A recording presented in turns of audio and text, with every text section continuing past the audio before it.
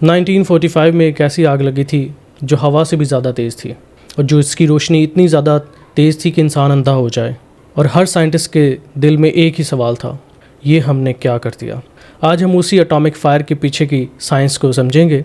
पिछली वीडियो में हमने एटम बॉम्ब की हिस्ट्री और उसके स्टार्ट और ओरिजिन के बारे में बात की। इस वीडियो में हम बात करेंगे कि यूरेनियम एनरिचमेंट कैसे किया जाता है और यूरेनियम एनरिचमेंट है क्या, और एटम बॉम्ब बनता कैसे है, एटम बॉम्ब का डिज़ाइन कैसे बनता है, और इसी तरह के सारे सवाल जो साइंटिफिक क्वेश्चंस हैं ये हम इसी वीडियो में डिस्कस करेंगे। स्टार्ट होता है कि एटम बॉम्ब असल में है क्या चीज़। एटम बॉम्ब असल में एक डिवाइस है जो यूरेनियम के एटम के अंदर छुपी हुई एनर्जी को रिलीज़ करने के लिए यूज़ होती है। तो ये एक सिंपल डिवाइस है असल में, और जिससे हम यूरेनियम के एटम को कंट्रोल करते हैं, और जब ये एनर्जी रिलीज़ होती है तो उससे एक बॉम्ब ब्लास्ट होता है। तो ये असल में एक डिवाइस है। तो इसका जो स्टार्ट है वो हमने पहले भी पिछली वीडियो में भी हमने डिस्कस किया था चेन रिएक्शन के बारे में। तो चेन रिएक्शन ये होता है कि जब हम यूरेनियम के एटम के ऊपर न्यूट्रॉन से हिट करते हैं, तब उस एटम में से कुछ 2-3 और न्यूट्रॉन्स निकलते हैं, और 2-3 और न्यूट्रॉन्स जो उनसे हैं वो दूसरे एटम्स के साथ कम्युनिकेट करते हैं, कनेक्ट होते हैं और उनके साथ हिट होते हैं। अब इसमें ये होता है कि जब न्यूट्रॉन एटम के ऊपर हिट होता है ना, तो 2-3 न्यूट्रॉन्स भी रिलीज़ होते हैं, साथ में एनर्जी भी रिलीज़ होती है। तो अब बाकी के जब न्यूट्रॉन्स के साथ जब नए न्यूट्रॉन्स निकले हैं, 2-3 न्यूट्रॉन्स जो निकले हैं, उनमें से कोई 1-2 न्यूट्रॉन्स जो उनसे हैं वो किसी और एटम के साथ, यूरेनियम के एटम के साथ हिट होता है, और उसके नतीजे में एनर्जी रिलीज़ होती है, फिर और न्यूट्रॉन्स निकलते हैं, एंड सो ऑन। इसी तरह एक चेन रिएक्शन स्टार्ट हो जाता है अनटिल और अनलेस जो एटम्स हैं वो बिल्कुल ही ख़त्म ना हो जाए। तो ये एक मिली सेकेंड्स का काम होता है, और मिली सेकेंड्स के अंदर अंदर ही एटम सारे के सारे जो हैं वो यूज़ हो जाते हैं और एक ब्लास्ट हो जाता है। अब इस बॉम्ब का डिज़ाइन किस तरह होता है? बॉम्ब के डिज़ाइन के लिए ज़रूरी होता है कि हमने इसका इस तरह डिज़ाइन बनाना है कि हम न्यूट्रॉन्स और एटम्स जो उनसे हैं वो आपस में पहले ही ना कनेक्ट हो जाए और फट जाए। तो हमने डिज़ाइन इस तरह बनाना है कि हमने जो है ना 2-3 सेक्शंस में उनको रखा होता है, एटम्स को, यूरेनियम के एटम्स को या फिर प्लूटोनियम को, और उनको हम इस तरह मैनेज करते हैं ताकि वो बॉम्ब जो है ब्लास्ट होने अपने टाइम के ऊपर ब्लास्ट होने से पहले ही तो जब ये बॉम्ब गिराया जाता है तो उसके लिए एक स्पेशल किस्म का मैकेनिज़्म यूज़ करते हैं जिसको हम कहते हैं हाई एक्सप्लोसिव लेंस, और ये पीसेस में होता है, और जब बॉम्ब गिराया जाता है तो ये इकट्ठा हो जाता है और फिर ये चेन रिएक्शन स्टार्ट कर देता है जो हमने डिस्कस किया न्यूट्रॉन्स और एटम्स के साथ, और बॉम्ब ब्लास्ट हो जाता है। अब ये जब ब्लास्ट होता है तो उसके नतीजे में शॉक वेव निकलती है, उसके बाद हीट निकलती है और रेडिएशन निकलती है। जो शॉक वेव होती है वो बिल्डिंग्स को इमीडिएटली उड़ा देती है, इतनी ज़्यादा जो है वो इंटेंस होती है। उसके बाद हीट निकलती है, वो इतनी ज़्यादा इंटेंस होती है, वो सूरज से भी ज़्यादा इंटेंस होती है। उसकी इतनी इंटेंसिटी होती है कि जो उसके इर्द गिर्द इंसान होते हैं वो इवेपोरेट हो जाते हैं, और उसके बाद रेडिएशन निकलती है। रेडिएशन हमें नज़र तो नहीं आती है, लेकिन वो इतनी ज़्यादा ख़तरनाक होती है कि वो बाद में भी इंसान को इफ़ेक्ट करती हैं, और इंसान की आने वाली जो नस्लें होती हैं उनको भी इफ़ेक्ट करती है। जिस तरह कि हिरोशिमा और नागासाकी में बहुत देर तक ऐसे बच्चे पैदा होते रहे जो डिसेबल थे। तो ये रेडिएशन का ही आफ्टर इफ़ेक्ट होता है। So it is also very dangerous. अब सवाल ये पैदा होता है कि इतने ज़्यादा डेंजरस बॉम्ब में फ्यूल कौन सा यूज़ होता है, और यूरेनियम की हर टाइप क्यों नहीं यूज़फुल होती। तो फर्स्ट ऑफ ऑल थिंग ये है कि यूरेनियम में अगर एक यूरेनियम का पीस है तो उस पीस में हमारे पास 2 किस्म के एलिमेंट्स होते हैं, एक U235 और एक होता है U238। जो U238 होता है वो 99.3% होता है, और ये जो आइसोटॉप है ये हमारे लिए यूज़फुल नहीं है, और जो बाकी बचता है 0.7% वो होता है U235। ये जो है वो एटम बम में यूज़ होता है, और इसी को ही हम एनरिच करते हैं। अब हमारे पास एक मेजर पार्ट जो सा होता है यूरेनियम के टुकड़े का, वो होता है 99.3% जो है वो वेस्टेज है समझ लें। उसमें से 0.7% है जो कि यूज़फुल है एटम बॉम्ब बनाने के लिए। तो अब इस प्रोसेस में हमारे पास जो है ना इसके लिए हम एनरिचमेंट करते हैं। लाइक हमने एक यूरेनियम के पीस के में से जो यूज़फुल यूरेनियम है U-235 उसको हमने सेपरेट करना है।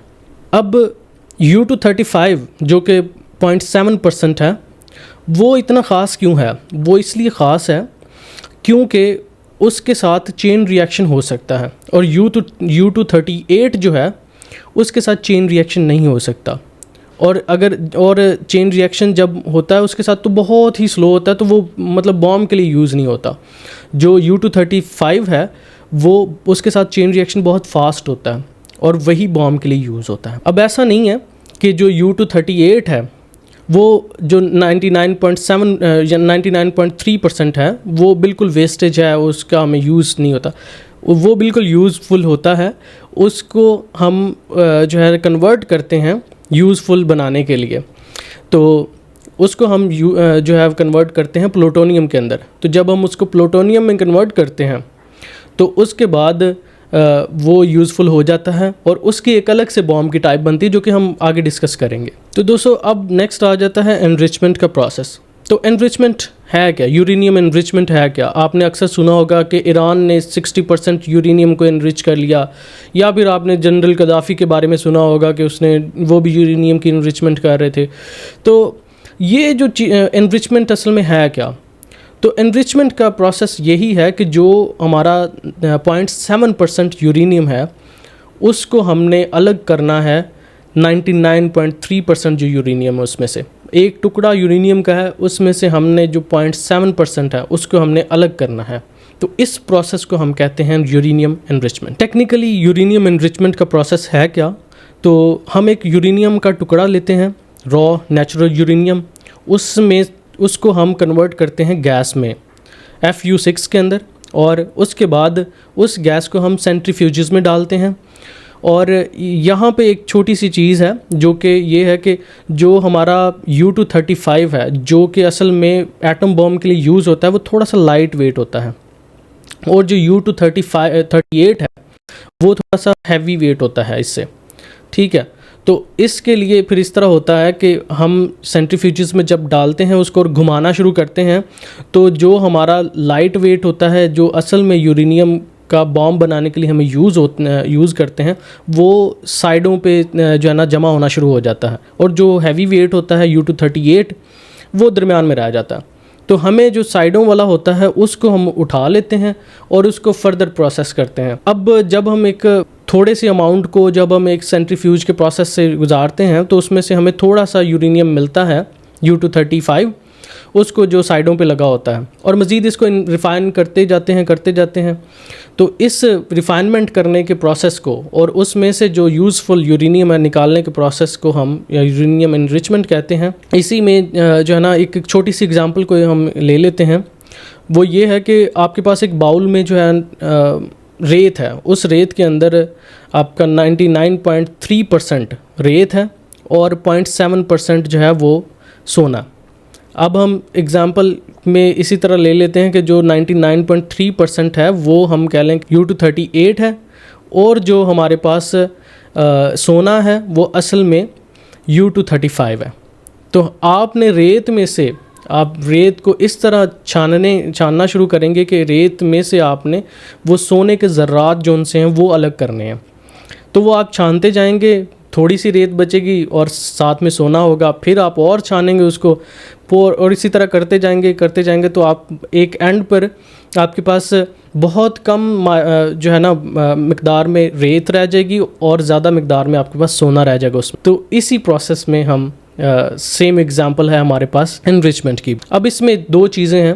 वेपन ग्रेड यूरेनियम बनाने के लिए हमें चाहिए होता है 90% एनरिच्ड यूरेनियम, मतलब कि आपके पास जो यूरेनियम है उसमें से आपके पास इतना सा यूरेनियम है, उसमें से 90% जो है वो U-235 होना चाहिए और 10% जो है वो अगर U-238 भी हो गए तो कोई मसला नहीं है। 90% से अबव होना चाहिए आपके पास U-235, और इसको हम वेपन ग्रेड यूरेनियम कहते हैं या फिर हम हाई एनरिच्ड यूरेनियम कहते हैं। इसके अलावा और यूरेनियम जो है हमारे पास यूज़ होता है 3% से 5% के दरमियान में यूरेनियम होता है हमारे पास एनरिच्ड। वो यूरेनियम जो होता है वो लो एनरिच्ड यूरेनियम हम उसे कहते हैं, और उस यूरेनियम को हम यूज़ करते हैं पावर प्लांट्स वगैरह के अंदर एनर्जी वगैरह जनरेट करने के लिए, जो हमारे पावर प्लांट्स हैं। इसका पॉजिटिव यूजेज भी है और नेगेटिव भी है। अब जब हमें एनरिच्ड यूरेनियम मिल गया है, 90% अबव एनरिच्ड यूरेनियम मिल गया है, तो अब हमने उसको वेपन बनाने के लिए डिज़ाइन करना है।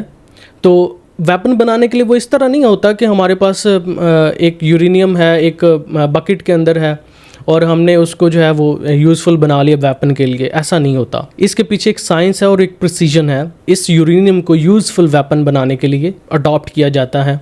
अब वेपन बनाने के लिए इसको हमारे पास दो तरह के जो है बॉम्ब डिज़ाइंस होते हैं। एक होता है गन टाइप डिज़ाइन जो कि हिरोशिमा पे गिराया गया था। इसमें ये होता है कि हमारे पास यूरेनियम होता है वो अलग अलग होता है, उसको हम एज अ गन जैसे बुलेट ट्रिगर होती है उस तरह हम यूज़ करते हैं कि जब हम गिराते हैं तो वो आपस में एक बुलेट की तरह फोर्सफुली कनेक्ट हो जाता है और उसके बाद फिर वो चेन रिएक्शन स्टार्ट कर देता है। जैसे एक बंदूक से निकलती हुई गोली है, जब हम उसको हिट करते हैं तो उसमें वो पीछे से हिट होती है और उसके बाद उसमें बारूद निकलता है और वो फायर होता है। तो ये है गन टाइप डिज़ाइन जो कि हिरोशिमा पे गिराया गया था। गन टाइप डिज़ाइन में हमने यूज़ किया यूरेनियम U-235 को। नेक्स्ट हमारे पास आ जाता है इम्प्लोजन टाइप डिज़ाइन। ये बॉम्ब जो है वो इसी तरह का ही है जैसे नागासाकी पे गिराया गया था और ये प्लूटोनियम बेस्ड डिज़ाइन है। ये थोड़ा सा कॉम्प्लेक्स है और इसको ट्रिगर करने के लिए बाहर से कंप्रेस करना पड़ता है, और जब ये बाहर से कंप्रेस करके कनेक्ट होता है आपस में और तो फिर चेन रिएक्शन स्टार्ट होता है एंड देन बॉम्ब ब्लास्ट होता है। अब हमारे पास सवाल आ जाता है कि इन बॉम्ब्स को ट्रिगर कैसे किया जाता है, एनिमी पे फायर कैसे किया जाता है। तो उसके लिए एयरक्राफ्ट्स भी यूज़ होते हैं, जेट्स वगैरह, और सबमरीन्स भी यूज़ होती हैं, मिसाइल्स भी यूज़ होते हैं। इंटरकॉन्टिनेंटल बैलिस्टिक मिसाइल्स वगैरह इसके लिए यूज़ होते हैं, या फिर लॉन्ग रेंज मिसाइल्स वगैरह based on that requirement. Supersonic भी आ चुके हैं दुनिया में, बहुत ज़्यादा टेक्नोलॉजी में तरक्की होती जा रही। तो ये उस तरह से नहीं ड्रॉप होता जैसे सोवियत यूनियन ने अपना फर्स्ट एटॉमिक ब्लास्ट किया था, जिसमें उसका जो पायलट था वो भी मरते मरते बचा था।